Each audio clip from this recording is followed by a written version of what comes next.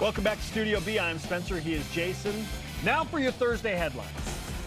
All right, let's look at BYU's team sheet as of this morning, as we're about 1 month away from Selection Sunday. That's absolutely crazy to think about. Number 19, BYU, currently 18-6 overall, 6-5 in the Big 12 with a record of 6-6 in Quad 1 and Quad 2 games. So good. The Cougars are number 9 in the net, number 14 in Ken Pom, and a 5 seed in Uncle Joe Lenardi's latest bracketology.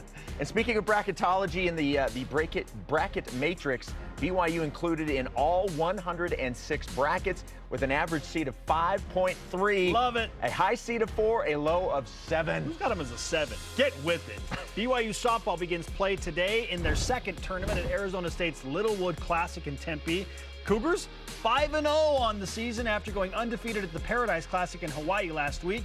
The Cougars will take on budding rival Arizona State tonight. BYU men's golf is in Hawaii to defend its title in the 47th edition of the John A. Burns Intercollegiate at the Ocean Course at Hakuala.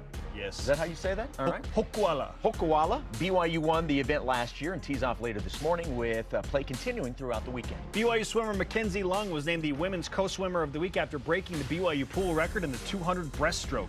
And Jordan Tiffany named the Men's Co-Newcomer of the Week for the 5th time this season after breaking his own 200 individual medley pool record. All right, Cougar Pro Hoopers. This is the weekly update, letting you know where everybody stands. Elijah Bryant had a 19-point, 14-rebound double-double for his team in Turkey. I'm not going to attempt to say Anadolu Efes. All right, there you go. Zach Sellius had 18 points for Würzburg Baskets in Germany. Würzburg. Alex Barcelo, 14 points, 5 rebounds, 3 assists for Akunsa Gipuskoa. I know. Why didn't you get this one? You're so much better with these. It's all good. And Brandon Averett with 20 points, 4 assists for his team in France. Yes, those are today's headlines. Now we whip it.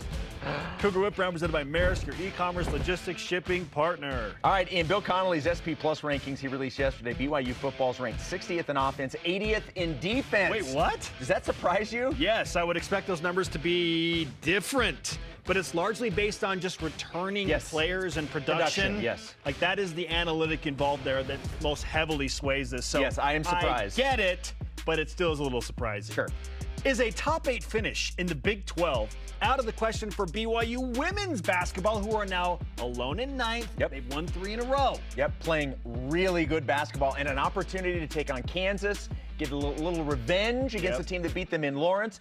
Is it out of the question? No, it's not out of the question. This team can absolutely do that. I think BYU is going to win the next 2 games and get to 7 and 8. I really do. I think they're going to hold home court against Kansas and then TCU at home. Yes, I think they are going to do that.